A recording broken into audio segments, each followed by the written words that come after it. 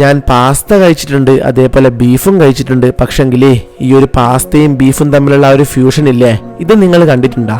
ഞാൻ എന്തായാലും ആദ്യമായിട്ടാണ് കാണുന്നത്, അതേപോലെ തന്നെ കഴിക്കുന്നതും. പിന്നെ സ്റ്റാർട്ടറായിട്ട് പറഞ്ഞ ഈ ഒരു ഡ്രാഗൺ ചിക്കൻ ഇല്ലേ, ഇത് നിങ്ങൾ ഇവിടെ വരുവാണെങ്കിൽ എന്തായാലും ഒന്നൊരിക്കൽ ട്രൈ ചെയ്ത് നോക്കണേ. സംഭവം അത് വേറെ ലെവലാണേ. പിന്നെ ഈ ഒരു ഷെസ്വാൻ മോമോസ് ആണെങ്കിലും സ്റ്റീംഡ് മോമോസ് ആണെങ്കിലും കൂടെ വന്നിട്ടുള്ള മയോണൈസിലും ഡിപ്പിലും ഒക്കെ ഡിപ്പ് ചെയ്ത് കഴിക്കാൻ അതും കിടിലനായിരുന്നേ.